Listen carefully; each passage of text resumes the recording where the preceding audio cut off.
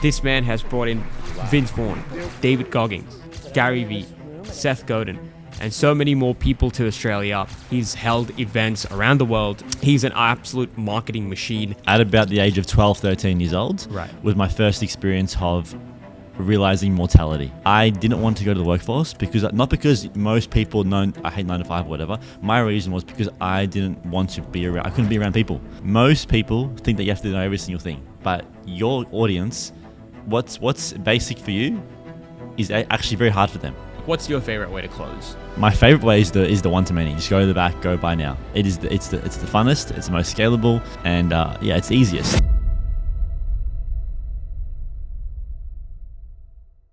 Well, hello everyone. Welcome to yet another episode of our podcast. I think it's number 8 that we're doing now.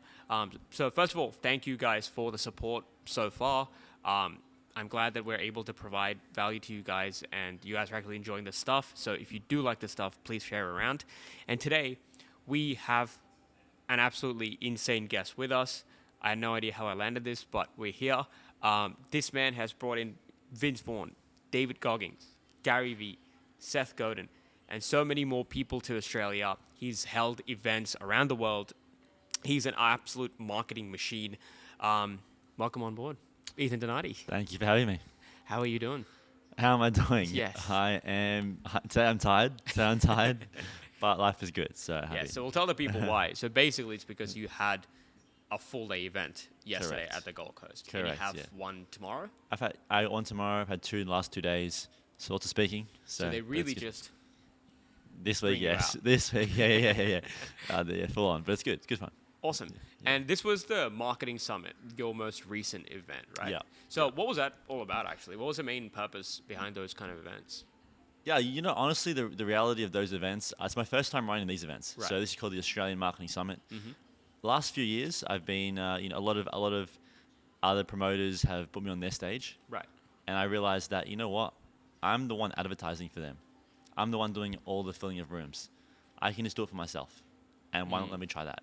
So these events spawned from the idea of, instead of me filling up everyone else's rooms, okay, why not just do my own rooms? Because I've done it for so many times, but just myself for a whole day for free, let everyone come that wants to hear me and learn for free and give great information and content. So Right. that's where it stemmed from.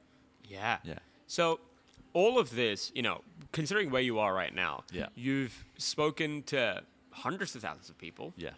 You've spoken in multiple countries around the world, Yeah. in multiple different continents, and you keep doing this repeatedly. And you're a prolific public speaker. But how does a quiet, shy kid Yeah.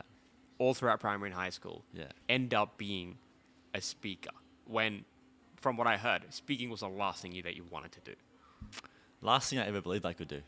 Correct. Right. Yeah. Okay. So how I got there was because that shyness, it wasn't just being shy. It was crippling anxiety. I had no friends. I couldn't speak to people. I was alone because I was too scared to say hello to someone at school or even a Christmas table or a dinner table. My cousins, my aunties. I couldn't speak to anyone. And that pain of every single day being reminded, because I would see other people making friends at university. Everyone has friends at university, right? At school, everyone.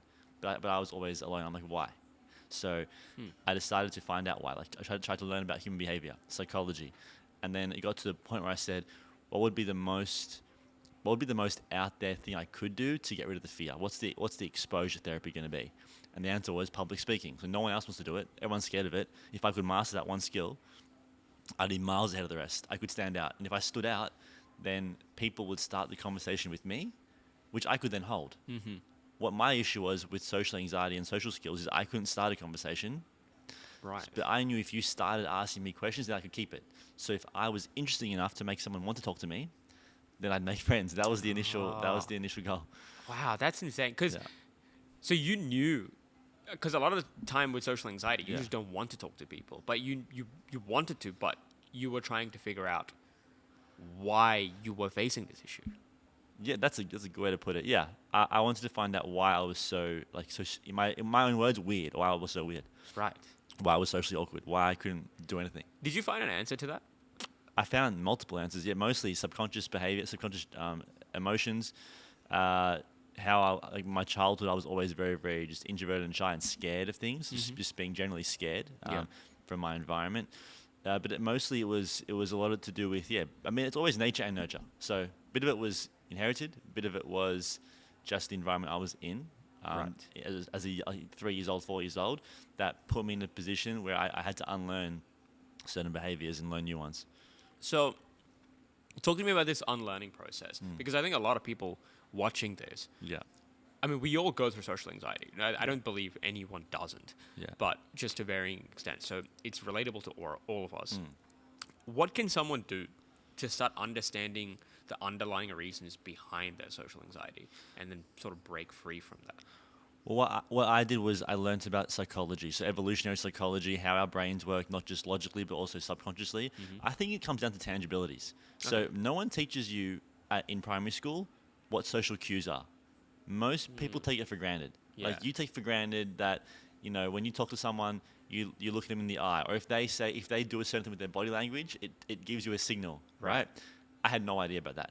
So I had to learn social cues from scratch. Right. I had to learn that when you said, yeah, I'm doing good, but your face looked like you were pissed, that doesn't mean that you were good. From the ground up, I had to learn every single part of that. And that was the first tangible thing that I did. The second thing was then do what was scary. So it's one thing getting the theory. Everyone can get theory. Everyone can kind of get, here's what I have to do, or here's what the reason is. That's easy in this world. We can learn anything. What the difficult part is taking some kind of action towards it. So you can understand the theory of, yes, I'm anxious because of this, or I'm weird because of this. Yeah. But what am I going to do now? And the answer is going to what was scary for me. Whatever scared me, I went towards it. Right. Yeah. And you knew, but you did that because you knew that would ultimately get rid of that Get fear. rid of it. Yeah, or at least dampen it to a lower extent. Yeah. That's so weird because there's so many people. I'm sure 100 people who there's a very obvious thing that they need to do right now. Yep. And they know that.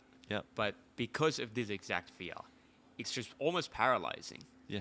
So how do you, I know it's very difficult because sometimes I get asked this because I put myself out there on social media and I'm just like this young dude who's like trying to pretend like I know what's going on. So a lot of other people, very established sort of people have a fear of putting themselves out there. And people who are like trying to kind of interested in what we're doing versus people who are like further ahead of me, like they all ask like, how do you do this? Or how, like, what made you do this? What made you start? And you can tell what they really mean is like, what made you just jump in? Yeah. And I could never find a good answer for that. It was just like, just do it. Yeah. Do you have a good answer for that? Of what made me do it? Yeah, because it's scary for a reason, right? Yeah. So you have to do enough mental gymnastics to just be like, all right, I'm going to convince myself, like, I'm going to do this. Yeah. So to do something and to push yourself towards Yeah. something scary, what can you do? Well, there were multiple trigger moments. So the first one was at about the age of 12, 13 years old. Right. Was my first experience of realizing mortality. So we all know we're going to die. Yeah. But we don't act like that. When I was 12 years old, my grandfather had motor neuron disease, which is debilitating. You can't walk, you can't feed yourself, you can't do anything. And I would see him in his home, you'd not even be able to move. And I was like, holy shit, if that's how you get when you're like 70, 80 years old, I only have a certain finite amount of time to do something. That was the first trigger point, and that stayed with me forever, till this day. Then I got to 2020, okay, because I was like going through life, whatever, university, etc. 2020, my childhood hero Kobe Bryant dies. Yep. And that was the big one. And that for me was like, shit. I'm now whatever I was, like 20, 25, 26. He was 41, and he's like one of the biggest, influential people in the history of the world, and that is gone. Right. Happens to him, can happen to any of us.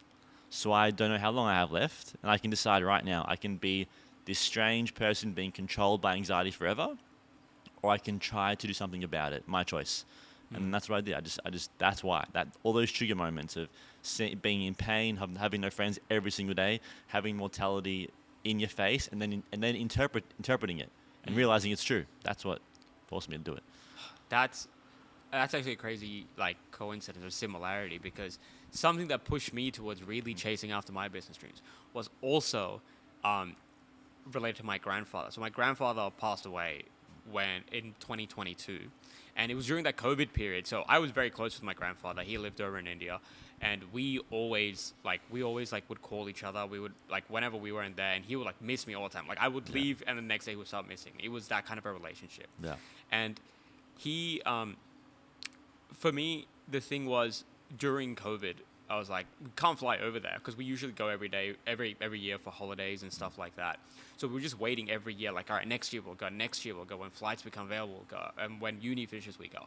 And then we booked our tickets and we were waiting to see him, and that's when we got the call saying he passed away. Oh, wow. So that just showed me, like, so I couldn't show him the man I was now. Like what he remembers is like a kid when I was like 18 or 19 years old. Like I'm growing, and then he was like my biggest fan during my growth. So just me being able to like show him who I am now, the things I could do for him, and just like that, gone.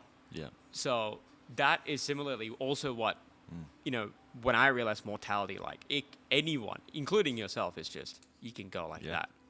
So yeah, just weird tangent there, but that is what gets people to realize. Definitely. But during your childhood, Yeah. you did have one friend that was, that's still with you, which is tennis. Huh. Yeah. Tennis was your big friend from there to now, and that had a pretty big impact on your life in multiple different ways probably in which you wouldn't even expect. So tell us about tennis, and how has tennis changed your life? That's a good question. I mean, well, tennis became my life because I think it was an individual sport, a way to express myself that I could just be a different person almost when I was on the court. And I committed myself to that sport for, pretty much ever. I had a sports scholarship at University of Melbourne for that sport, tennis. Literally played all my life and worked at the Australian Open. I played 11 years, worked at the Australian Open in stats. So that really was my outlet for a large part of the struggles during my life. Yeah, wow. Yeah. And what was your relationships like with your coaches there? My coaches, I had a few coaches, but they were pretty. Actually, no, they were really good. They were actually very, very strong. Right. And those people were, especially one of them, he was quite like a very, very solid mentor for me. Mm-hmm. And he was able to keep me calm and teach me lots of discipline and ways that an athlete behaves versus, a general amateur player would behave. And that led me, all those mental capacities, the mental thoughts and beliefs and behaviors led me to the discipline I have now in everything else. Right. I think it was vital to start. I think that was vital for me. It just transferred so easily. Yeah. Yeah. And, when you were a kid, and basically tennis was like the main thing that you were doing, apart from just usual school and stuff. Yeah. At some point, you made a decision saying, hey, okay, I'm going to start an agency, or I'm going to make money online. Yeah. I don't want to go to the workforce. So tell me about that whole period. Like, what happened from your daily life, you're doing the same thing again, over and over again, to now deciding, yep, I'm going to go into business? Business was like 2016, the first one, I think. And that one was for two reasons. The main reason was actually because tennis is so demanding, right?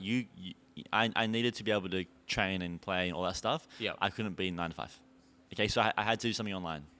The other reason, well, actually the bigger reason was I didn't want to go to the workforce not because most people know I hate 9 to 5 or whatever. My reason was because I didn't want to be around. I couldn't be around people. Right. Couldn't speak to them. Yeah. So I wanted to make money online to avoid that. Meeting with people. Nice. Yeah. I actually had no problem because I worked for a bit at a neuromarketing firm initially, and I loved. That was great. It was unique. It was fun. It was fantastic. I had no issue with that. I worked at Nestle for a bit. Nestle in Sydney. Oh wow. Worked there for 6 months, and I just hated it. I couldn't. It was so bureaucratic, red tape, slow.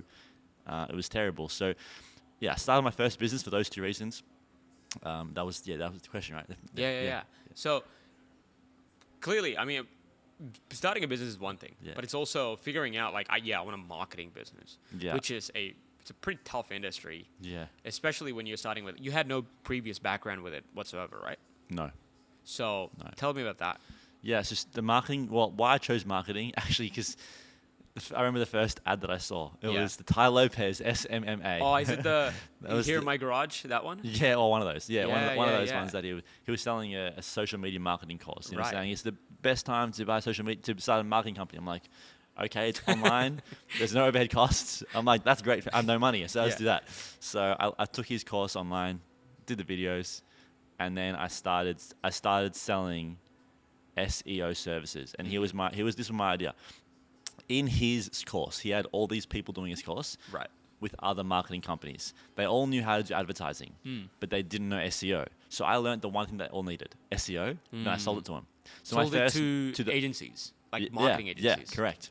So my first money online was SEO courses and SEO trainings for marketing companies that started off from the network that Ty Lopez built in his course. So that's crazy. All like that. Then I did I did SEO services for one of my personal trainers who was doing the gym and stuff. So right. I did his marketing. That was my first client. Right. Made him lots of money, did ads for him as well, and then that's when I started to learn. Oh, wow. Okay. Yeah. So that's an interesting choice. You went from not the thing that he taught, but the thing that the people Needed. Yeah. Yeah. Okay. Yeah. So did that grow very fast, or was it just like an obvious thing? Because you did this when 2017? 2016, 2017, yeah, somewhere in there. So that's like peak time. Yeah. Like when you compare it to now, there's marketing agencies everywhere. And it's like very saturated, Yeah. so it's very difficult to stand out. Yeah. But back then, it was just perfect timing. Yeah. It was So perfect. was it like a smooth growth as you would expect? I mean, it was like a hobby income.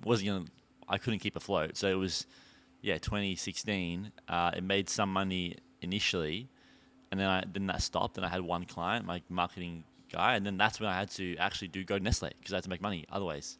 So my first business made some money, but not enough to sustain me. Right. Yeah. What do you think if you were forced to start that business again now? Yeah. What would you change to make that last? Oh, well, I wasn't promoting it at all. I wasn't doing any advertising. I wasn't actually marketing at all. I was just selling to warm people, so people that knew me already. Okay. So it was just all like... It was all organic. Oh, all organic stuff. It wasn't consistent. Right. Yeah. Okay. So clearly, that was just like a hobby thing that you did on the side. Yeah. And then now it's kind of, winded down a little bit. So Yeah. now you're at Nestle. Yeah. And now, when did the introduction to funnels happen? Because that was your big offer, and that's still kind of part of your core offer, right? Yeah, funnels are the main thing. Yeah. Yeah. Funnels happened during my time working with just various different clients, but from watching Russell Brunson and analyzing all of how that kind of worked, applying that to different clients, which was, again, the first one, personal training. The personal training guy, I tested everything. SEO first, then it was funnels, then it was ads. I tested everything. So it was that one client that I just tested every single element out. And that's where it started as well. Your personal trainer client? Yeah. Oh, wow. Okay. Yeah. How did you convince him? Like, hey, I'm just going to try all this stuff out. No, I'm not going to charge you. So and he knew me for like the last 3 years. So he wasn't going to, and he had no marketing at all. He had just left a big company to do his own thing. So he needed new clients in. That's how, and it was working very well. It was working very fast. He was on first page of Google very fast. So he trusted me.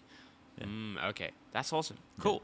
So when you went into funnels, Yeah. when did you then, so you've basically, you'd call that a rudimentary funnel, right? Like what you made for your personal trainer friend. Yeah. So how did you then realize, like, okay, so you've done it with one person, that you can do it for other people as well. So when did this really form into a business or an agency? Like that, when did it take that sort of a form rather than just being organic?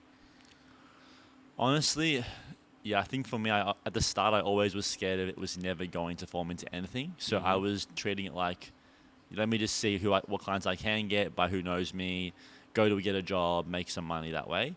When I got serious and started turning into a proper agency was when I had some business coaching, some general coaching about, what it takes to build this and how easy it could be to actually achieve what I wanted to achieve, like replace my income. And then I took the leap by going to Colorado Springs, 2019. Yeah. So that was my first real marketing campaign. Right. Yeah. So tell me about, it's probably around the same sort of time where you first run in with JT Fox. Yep. And how that sort of got you into your first speaking gig. Yeah, well, JT was the business coach that I hired first. Right. So he was speaking at a Gary Vee event, selling a $4,000 program. Right. My mum's next to me, and she says, "You should get this." I'm like, "Are you serious? Like, why would I?" I'm like, very young. This is guys like, overseas, American. Like, how do you believe this? But mum said, "You need to get this." And I'm like, "All right, fine. I'm going to go do it." So I bought the program. And then from there, JT helped me get my first ever gigs. And then you know, even, I mean, obviously to this day, we're now really close in business partnership as well. So yeah, that's been a massive influence over me starting from ground zero, literally Right. nothing, to today. It's been that for sure. So would you say that JT was the biggest thing to sort of lay the foundations to your current career? Gave me the belief. Gave He you the gave me the belief. belief and showed me the way that was possible. And then he Right. gave me all the tools I needed to start. And the hardest part is the start. So yeah, I think if without that, I would be a very different place right now. What do you think is, let's say, like the top 3 lessons that you learned during that phase that has now served you really, really well? In that phase, the first lesson was you can build a business from speaking, which I had no idea about. Second major learning was that, you know what, looking back on it now, the second major learning is that everyone's looking for a leader. You know, everyone's looking for someone to lead. People think that everyone is, everyone has everything sorted in life. Most people have no idea what they're doing. They want someone to kind of show them the way, tell them that it's possible, and show them that they can do it. If you can lead people with confidence and conviction, then you will be miles ahead because if they want a plan, and most people need someone to give them the plan. And I'm assuming clearly, like you need to be, like you need to be at some sort of point of authority Yes. to then be able to lead, right? So 100%. when you're starting out, that's the biggest thing. It's like, yes, I do want to be a speaker. Yes, Yeah. I do want to lead, but I don't know anything. Yeah. So how do you navigate that whole issue? Well, that's when you have to learn. You learn everything. So so when you're starting with no testimonials, no proof, nothing at all, you need to learn everything, and then you be the authority by understanding more of the concepts and the theory. So, Okay. you know, my first kind of speaking gig, I had a few clients, like probably maybe 10. I had enough results to go, you know what, I can probably bet that for most of you in the room, I can do a pretty good job for you. Okay. So that's how it happened. Right. Yeah. So going back to JT Fox's training. So he teaches you how to speak, how to turn speaking into a business, and then did you just jump straight into like your first live event? No, I didn't. I took a while because I had no experience of speaking, so I had no clue. But then I got a gig in one of his groups in Switzerland, Zurich. Okay. So I went to Zurich, gave the speaking gig, and I was pretty horrible. What did you speak about? I spoke about I just did like a 30-minute case study funnels kind of thing. Of something that you did. Yeah, something that I did. Right. Yeah. So 30 minutes, just basic funnels teaching about, and that's the thing about teaching, right? Most people think that you have to know every single thing, but your audience, what's basic for you is actually very hard for them. So if you tell them the basics first that they've never heard before, that it's going to be like, wow, already. Right. So that was my first one. Right. So so that didn't go great. I mean, it was fine, but I just wasn't a good speaker yet. Right. Yeah. So then, at what point do you reckon you say like that was your first banger? This is the one. Singapore. Singapore. In July. Yeah, so I went to Colorado Springs in May, right? Blizzard. Yep. Then 2 months later, Singapore. Now Singapore was the big one because that's when I realized, okay, I know what to do now. I changed my talk, had more conviction, changed the whole energy of how I was speaking, and that's when it started changing me. Right. Yeah. So before then, because you were working with JT and you had all the access to all these groups that would hold these events. Yeah. So you just got allocated a slot to talk. No, that was only in Switzerland. That was only in Switzerland. Every other one I did myself.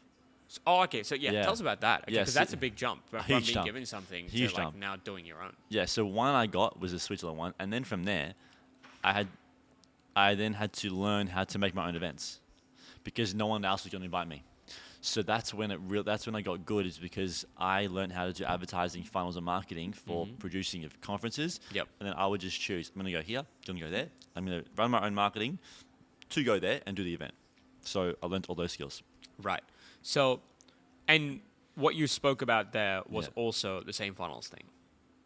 It was now expanded to everything. So advertising, this is funnels.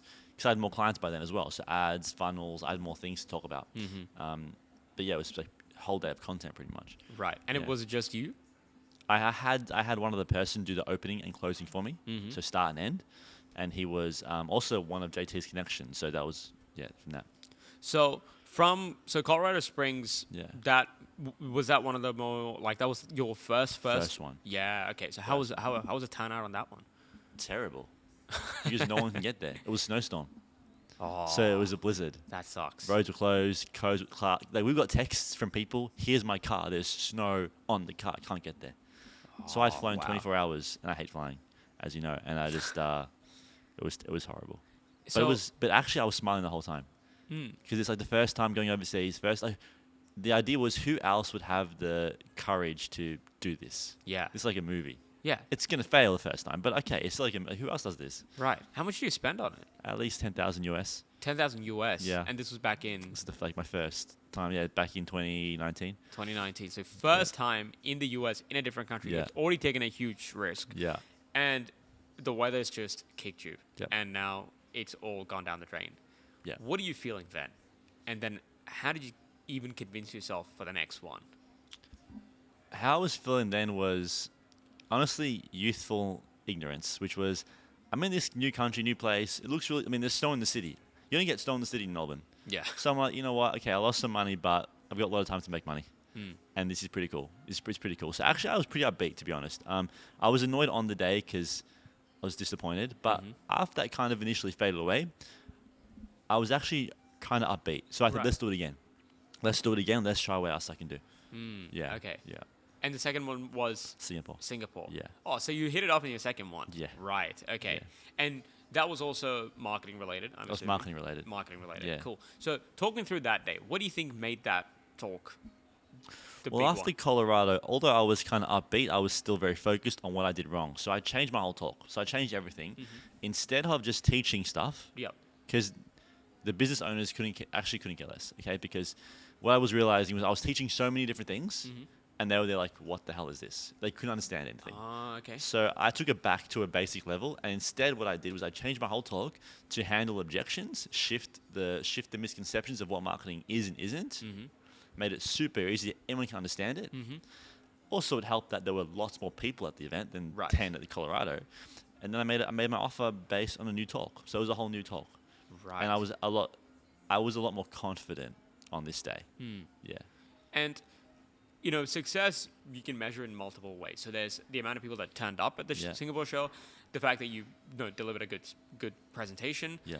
There's also the actual, the numbers, the Yeah. monetary aspects of it. Yeah. So for the people that are not really aware of, how speaking and events work, Yeah. because there's two ways you can make money. You can Yeah. make money through the ticket sales, Yeah. and you can also make money through people that purchase the offer that you make on stage. Yeah. So for those that don't know, can you explain that dynamic to them? And how did that Yeah. first show go? Yeah, so you have two types of events, free events and paid events. People think you make money on ticket sales. No one makes money on ticket sales. So if it's a paid event and it's like $70 a ticket, Yep. I'm telling you right now, the cost of advertising, the cost of the room, the cost of the venue, if you have a celebrity speaker, the cost of the speaker, Yeah. you're not going to make any money on ticket sales. So to give you an idea, the Gary Vee event, I walked in down $500,000 on that day. I was Right. down $500,000 to Wow. walk in. Ticket sales make no money. What makes money is selling on a stage, selling a product or a service on a stage, and that's the free to fee model. Okay, so free event, people come to the event, you speak for a certain amount of time, 2 hours, 8 hours, whatever it is, then you make them an offer on the stage to do a next step with you. So online set, whatever it is. Yeah. Okay. So on that Singapore talk, Yeah. your first successful one, Yeah. was that a free event? Yeah, free. All of them are free. Yeah. Free event. So Yeah. you made money by people purchasing your services Yeah. after. Yeah. And this is like the funnel stuff. Yeah. Oh, finals, okay. yeah. And how does that process work? So do they just come right up after to sign up and buy? Because I know at your shows, I've been to one of your shows. Yeah. And there's like a section that you can Yeah. go to sort Yeah. of like book in and get in there fast. Was that still the same strategy back then? There are many different types of closes. In my first events, I didn't do that. In my first events, I did a slower strategy, where it was like, put your name on the list, and we'll talk to you about the offers that you might want to take up. Yeah. So it was a one-on-one process. Right. Whereas now, as you see me now, it is a go there, buy now. They're two different ways. Right. Yeah. So I'm assuming obviously this is more scalable.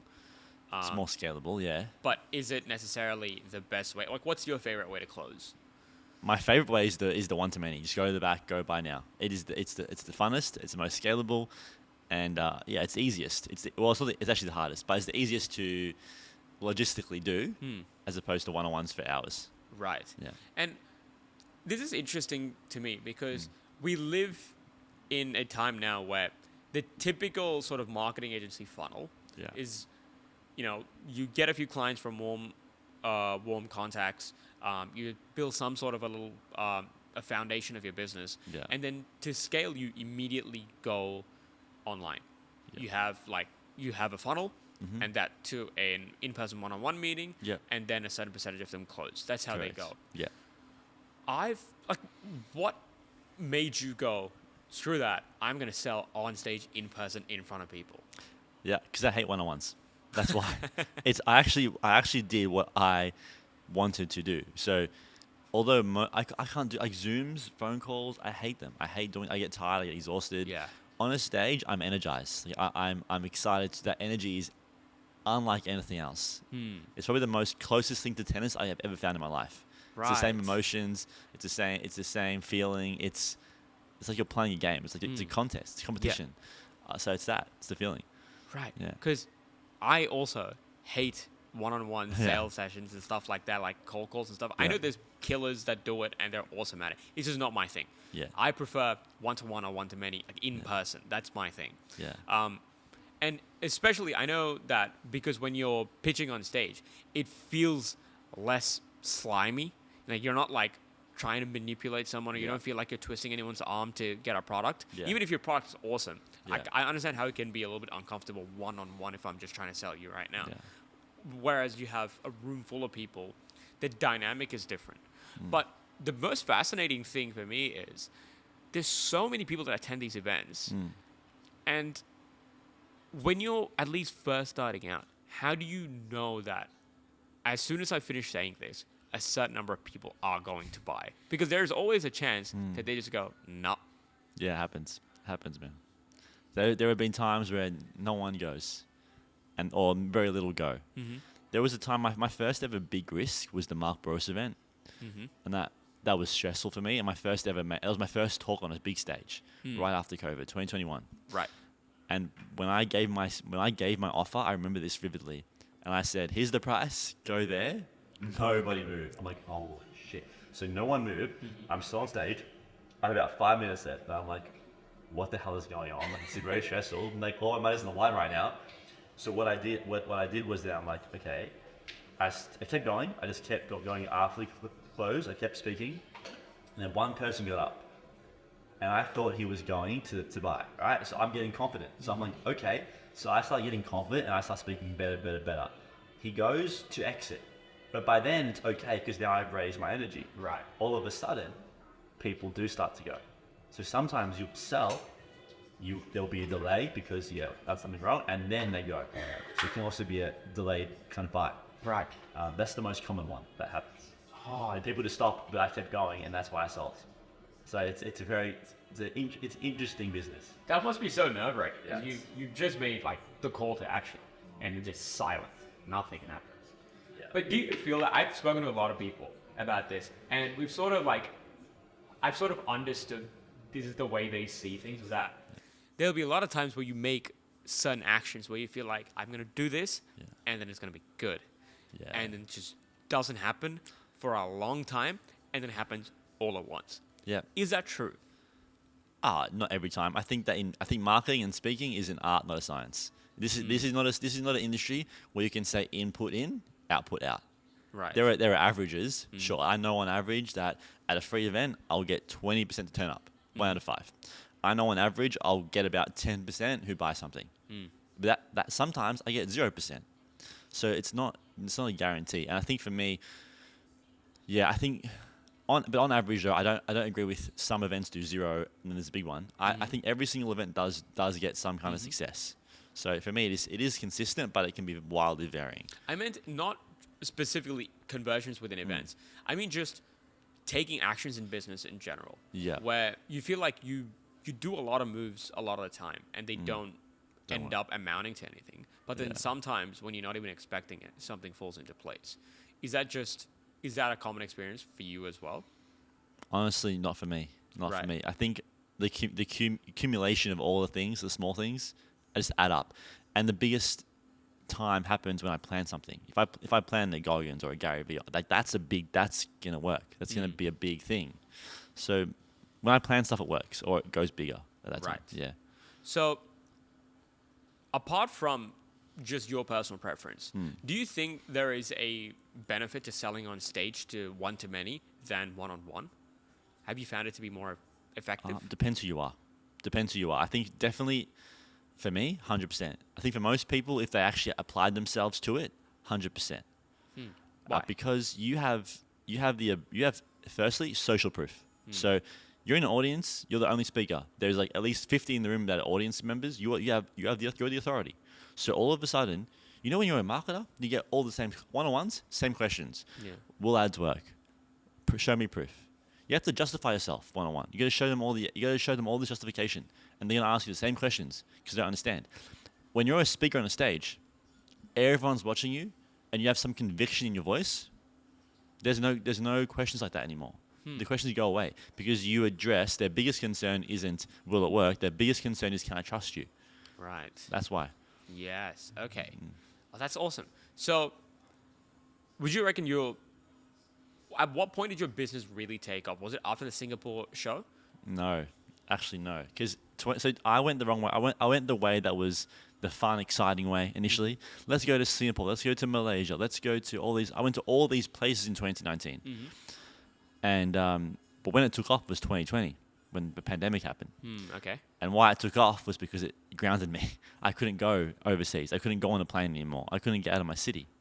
So what I had to do was go online. And for the first time, I had to do more talks. So I went from doing one talk every month to doing 2 live webinars every single week. And that made me get very good. Right. Very, very good. Yeah. So I actually attribute most of my speaking skills now to 2020, the pandemic. Right. Yeah. So that's when your business really took off. Yes. Is during that time. Yeah. Why so? Well, volume. I would advertise every day for 2 webinars a day. So all the time I had ads running every single week, and those would get you like 100 people today, 100 tomorrow. So I've got 200 people now this week, Right. and I was having 50 a month the other time. So it's volume. And you felt that the conversion rate was the same on Zoom as it was on in person? Actually, at that point, yes. At that 'Cause point, it was. people had no choice, right? No Yeah, choice. true. No point, no choice. Yeah. Now? Now, sometimes yes, sometimes no. So, on average, it's better in person. On average, but it's still pretty good online. Cool. Yeah. And was it during that time where you had your first celebrity on board, which is Eric Thomas, right? Yeah, Eric Thomas. Yeah. So how does that work? Because there's one thing just taking all this risk and then doing it all yourself. Like if it flops, it's just you athletes at the end of the day. Yeah. But now you're having to reach out to a celebrity, someone who's really well known in their space, and asking them to attend your event. Like how does that whole process work, and what's that story?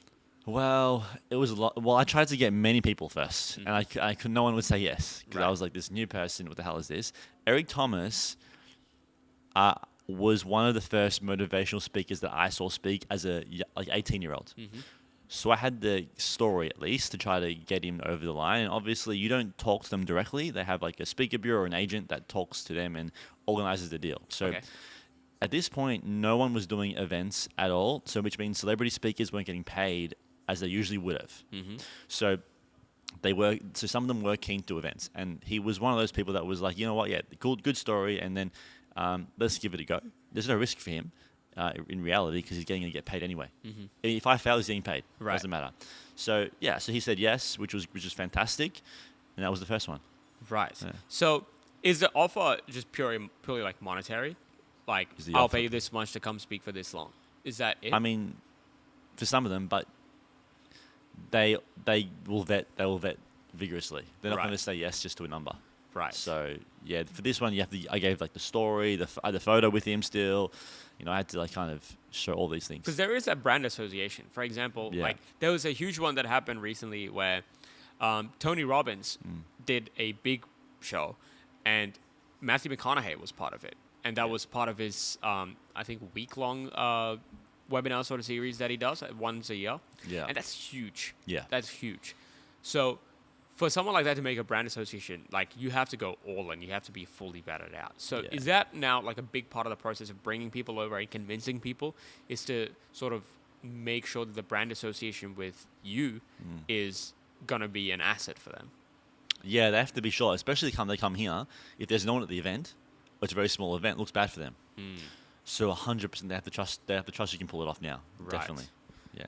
So with Eric, Yeah. did you have to face those questions like, yeah, we're down for it, but then how do we know it's going to be enough people? What if there's 10 people on the Zoom? Well, the thing about Zoom is you can do webinars, so no one really knows the numbers except for you. There was less risk. There was definitely less risk. Okay. Yeah. Yeah, definitely less risk. But yeah, they didn't ask me about the numbers. They didn't want to guarantee or anything. Right. Yeah, Zoom's a lot easier. Right. For them, Okay, yeah. that's awesome. That's a great way to start then. Yeah. Yeah. Because now you've got a celeb Yeah. like under your belt. Correct. And now you can use that to go and pitch yourself to other people. Exactly. Yeah. Let's take a bit more of a bird's eye look at this because we've been been on the stage now. We're talking. We're getting people to come on board, but there's the actual mechanism of this whole thing. Because you are a 4-time winner of the 2 Comma Club. Yep. So you've clearly done exceedingly well with funnels. So you are the go-to funnel guy, when it comes to events or maybe even like other digital products because you do help other people do it. Yeah. What do you think is the essentials of a good funnel that actually converts and not just looks nice? The essentials are honestly having the right target market first. Too many people try to go too broad. So that was for me a big deal too, because when I started doing very, very well in this space, in marketing in general, I changed my demographic. At the first point of contact, I was a marketer for anyone. That's where I flopped. When I went from marketer for everybody as a beginner to marketing just for speakers, marketing just for coaches, my whole funnel changed because the language is different. So the first thing about the funnel is the language. It's not about the looking pretty. It's about language first. It's the words you use. Gotcha. Awesome. Cool. So did you feel like, especially when you're doing your first funnels out there, and when you started angling everything towards coaches and speakers, did you only start doing that after you've become a speaker yourself? So you had some credibility?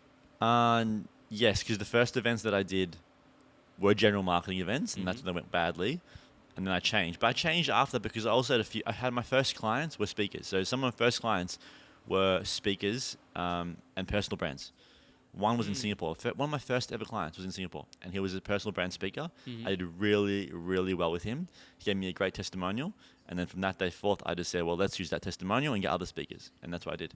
Right. So you sort of like the niche picked you rather than you picking the niche. A little bit, yeah. Right. Yeah. But I enjoyed it.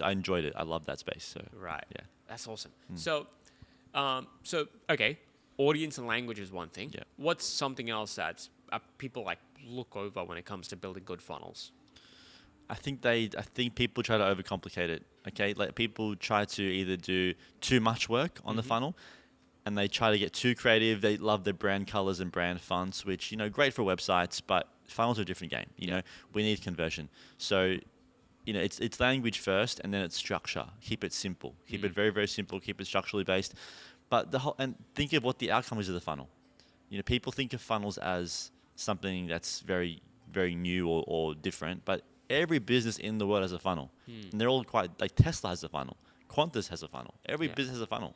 It's just depending on what industry you're in. If you're in e-commerce, you need more steps, you need more upsells and downsells. If you're a personal brand doing events, you need a very simple funnel, 2 steps, and you're done. If you want to do one-on-one calls, you do application funnel. So it depends on what your outcome that you want is. Right. So let's say, a paid speaking event. Yeah. So a paid event. So I'm going to buy a ticket to an event where I'm going to listen to a bunch of people speak. Yeah. So obviously it's much easier to get people to register to free events and stuff like that because it's free, obviously. So what do you think really makes someone convert into a paying client than just anyone who would just register to whatever they see online? Like what makes someone see you, they've never seen you before, click on your thing and go, okay, I'm going to pay money for this now, which is a huge mental jump that this person has to make. For the event, you mean, or for the... For any product in products, general, but let's take events because that's the closest example. Yeah. Well, I think it's also a mental thing. Like people buy for their identity and it's affinity-based buying. If you identify yourself as someone who, doesn't... Some people don't associate with doing free things because they think, well, free is going to be bad. Free is going to be low quality. Why would I waste my time at a free event? Okay. So those people, they're who you're marketing to with the paid events. So when I do my paid events, it's more marketed towards, okay, professionals that are highly ambitious, that are established business people, or they're really motivated to do something. Right. But the paid events that I do are one of two things. They're either my high-end teaching events, or they're one day with celebrity events. Yeah. So they're the two that I would normally do. Right. Yeah. Okay, cool. That makes sense. So it's almost like 50% of the actual conversion is almost on the person buying themselves and how 100%. they see themselves. Yeah. Ah, okay. That's fascinating. Cool. So in general, with the industry that you're in and the kind of stuff that you end up doing, what is something you wish people knew more about what you do? Okay, that's a good question. I think it is the risk that what it takes to pull these things off. You know, like if you say to someone, "Yeah, I brought Gary Vee here," most people have no idea what that entails, and it's actually hard to express and hard to show without you having to actually do it, because it's not just doing something. It's not just like taking an action. It's the emotional stress, the logistics stress, the 12 months of setting it up.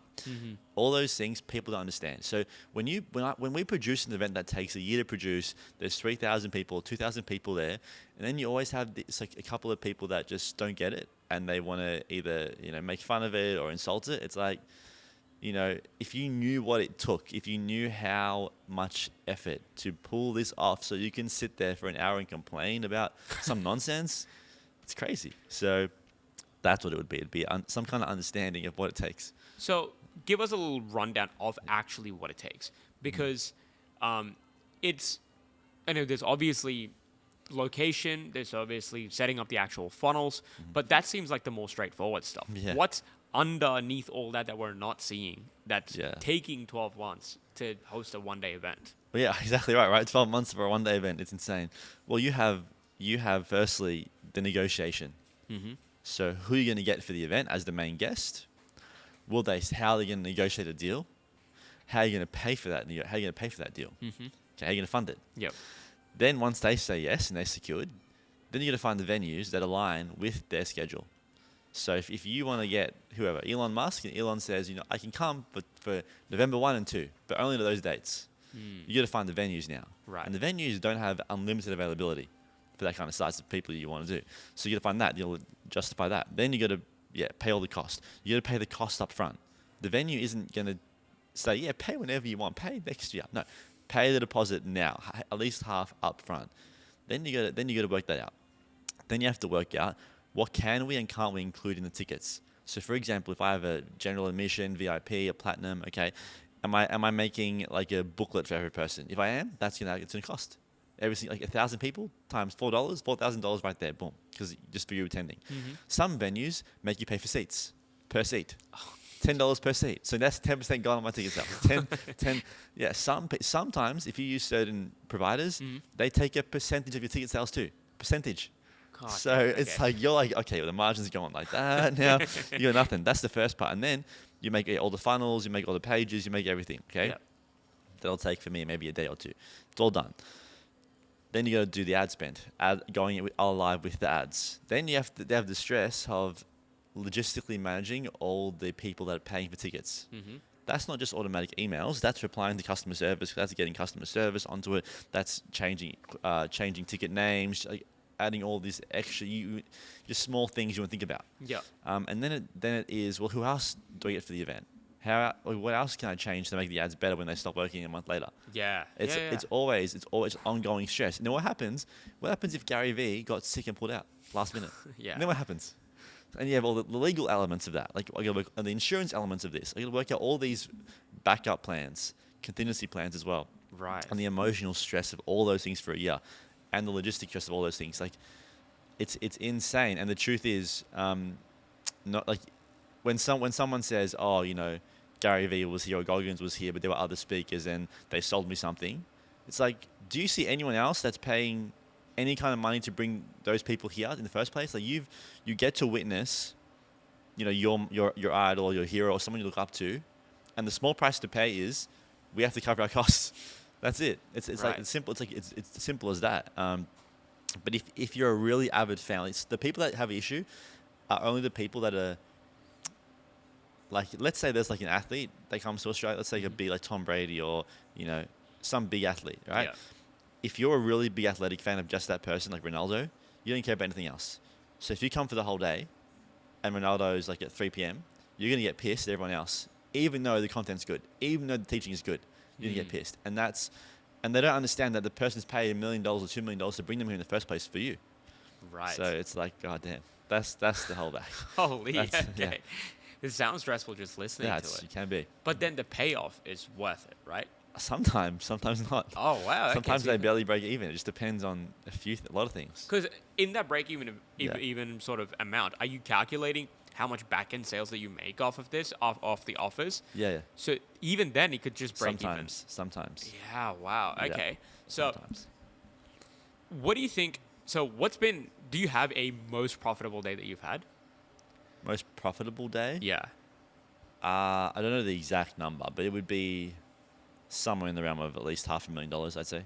$500,000 Yeah. in one day. Profitability, yeah. Right. But Yeah. then you're usually down somewhere about that, you were down $500,000 to go into an event like Gary Vee. Yeah. So this is counting, making that up plus. Oh no, that wasn't counted that. Right. So this is total So- revenue.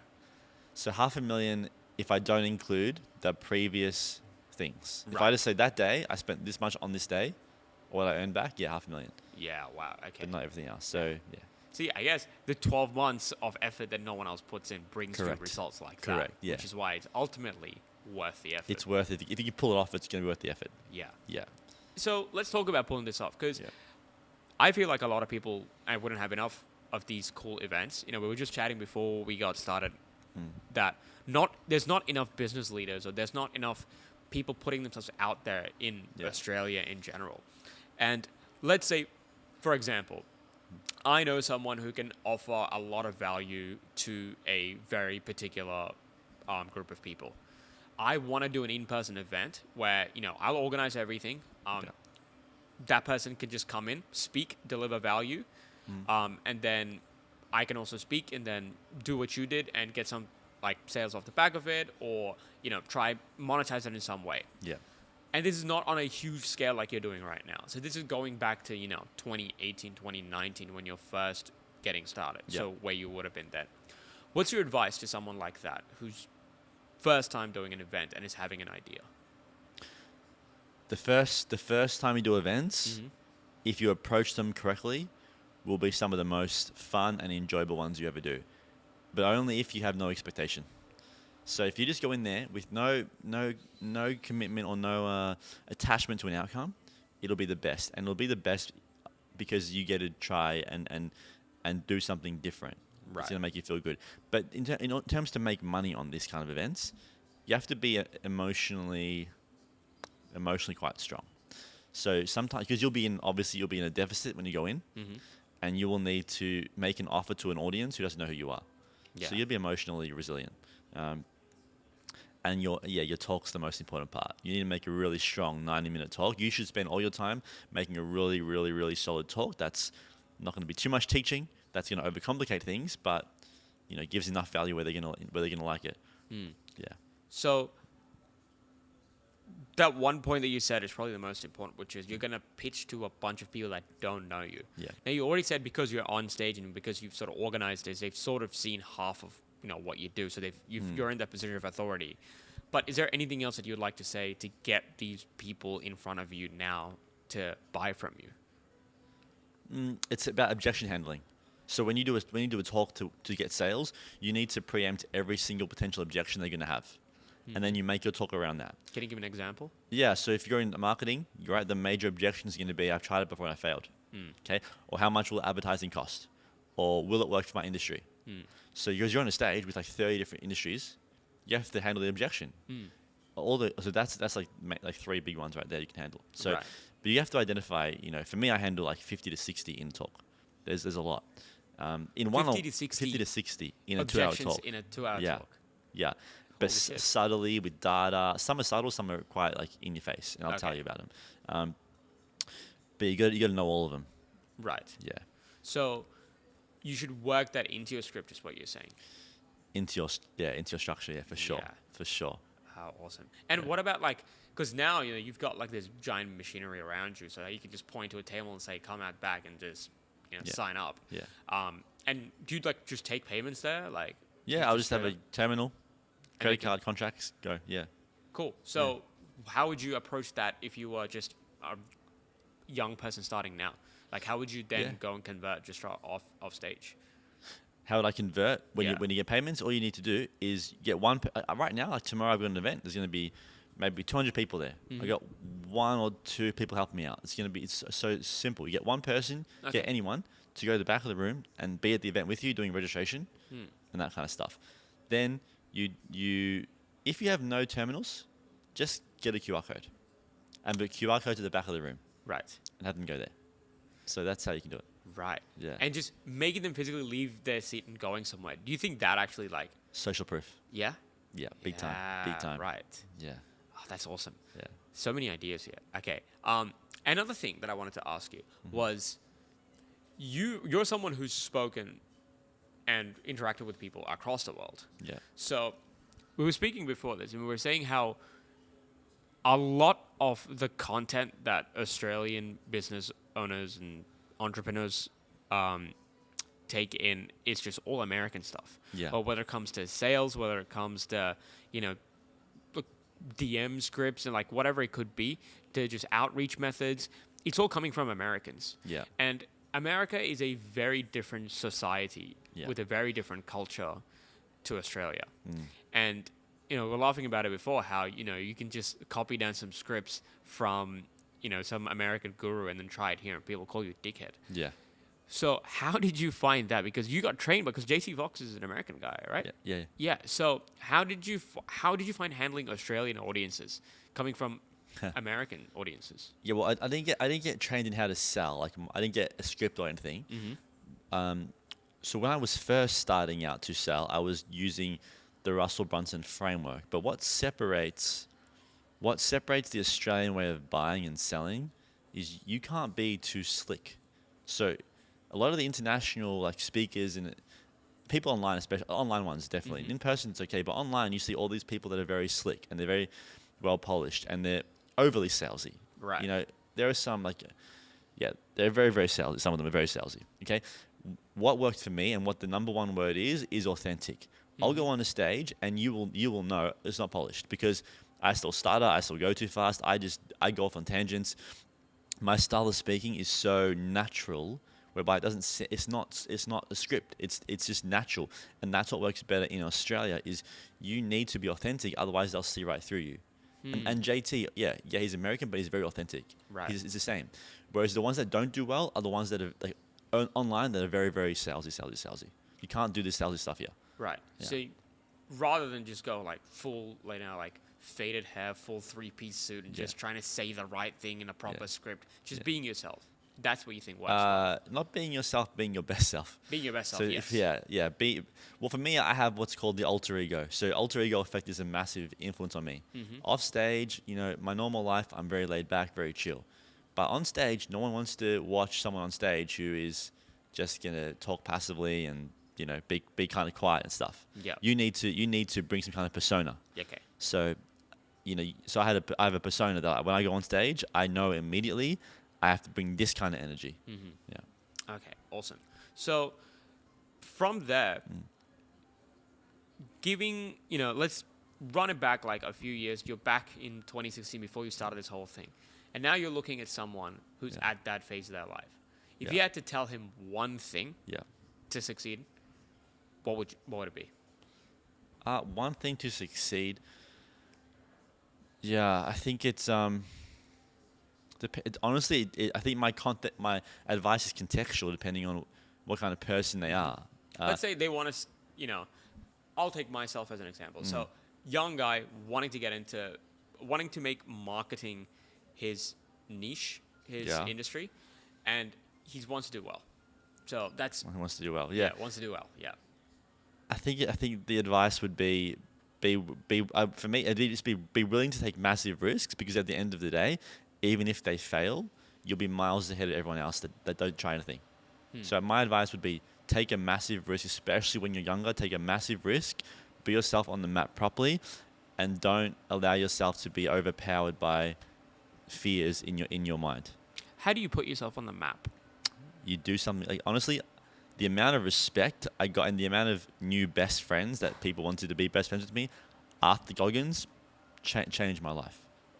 Once I did Goggins event, the respect was unparalleled. So I mean that's what I did. But anything that's unique or different, and it depends how big you want to go. Because for me, I wanted to do something that was massive, and I love events. But if your level of success might be a certain number of clients, maybe it's 20 clients, then going and doing a big map thing wouldn't make sense. Maybe for you, it's going to be a series of events that get you the 20 clients in the next 6 months. Maybe it's that. But that's still a risk. So those things will be more contextual. Awesome. Yeah. Sweet. And now you've got a big Goggins event coming up Yep. this year, right? Yeah. And if you just want to tell the people when is it, where can they find the tickets? Yeah. So November 4th, Brisbane, 6 Sydney, 8 Melbourne, 11 in Perth. Yep. Is the Goggins Adapt or Die tour. So that's going to be also Mark Bros as well is speaking there. So that's going to be a really, really good lineup. So what do you reckon? We'll go through a couple of your guests because we'll start with Goggins. What is the biggest thing that you've learned from David Goggins? David Goggins is, for someone that has such a massive personal profile, massive name, and, especially on socials, like 12 million followers, guy's the most humble, down-to-earth guy you'll ever meet. I mean, at this kind of level, what I learned from him by being around him was that it's more, you can always remain humble, and you can always remain normal, and I think he's the most authentic person he's so authentic, and Right. that was actually really surprising to me as how real he is offline. So that was your biggest takeaway from him. It's like you can stay humble no matter who you are, Right. and because obviously his main learnings are always discipline and mental toughness. Of course, 100%. But when I met him in person, it was like this guy is not just talking about it; he's actually living it, and that's fantastic. Awesome. Yeah. So what about Gary V? Well, I learned from Gary V. Yeah. What? As in, do you mean like when I met them or offline or like when? Well, when you met them once, like we all get a version of Gary V that we Got it. see from socials and his content. But Yeah. when you interacted with him, when you're doing events with him, working with him, what's that like? Gary was different, for me, because with David Goggins we had a lot more time. So I had times where with David there would be like we would get him a car transferred to the airport or to his hotel, and he'd be like, "Oh man, what do you do? Why are you going in a different car? Just come in the car. What are you doing? Like you silly, come in the car." So we had more time. We had more time together on the planes. We had dinners together. I had more time with him. With Gary, I didn't have any time because it was so quick. It was like he arrived on the first day of the event in the morning from the plane. So we got there on the same day. Right. Then he left the same night on Right. the last day. So we were not on the same planes, not on the same. So I barely saw him in person when I was there. Right. It was maybe only for the interview on stage, and very rarely. It was very busy 3 days. Because you were, looking up to Gary Yeah. as a young guy getting into entrepreneurship, Yeah. and now to host events with him, pretty much working with him, Yeah. that must have been like a full 360 moment. That was insane. Yeah. Because I grew up watching him. I went to his events when he was in Australia. I learned so much from him online on his Ask Gary V all the time. I was watching that. Yeah. So it was actually insane. That was a massive full circle moment. That one. Yeah. Yeah. What did that teach you? What that whole experience? Yeah. It never really sunk in what happened. It was just such a crazy 3 days. Right. But yeah, I don't know. I mean, I honestly have no idea. Like, it was just a reassurance that no matter how small you think you are at any point in your life, it can change. It can change very dramatically, and that was proof. Amazing. I think that's the perfect place to wrap this whole thing up. So thank you once again for jumping on board and having this chat. I think there's so many golden nuggets in there, and hopefully we can sit down for another one of these in the future. Sounds and good. the people will absolutely love this. So before I let you go, Yeah. let the people know what you got going on. Where can they find you? What's your next big things happening? Yeah, you can just type in my name on Google, Ethan Donati, and then the next big thing is the Goggins event, which is it's going to be a huge one. It's going to be a great way to end the year, and that's what I'm focusing on right now is that big one. So that's Awesome. It. Yeah. Well, you heard him. Jump on to Google, Ethan Donati, That's David it. Goggins event, and then we'll see you there. See you there. Bye-bye. Thank you very much.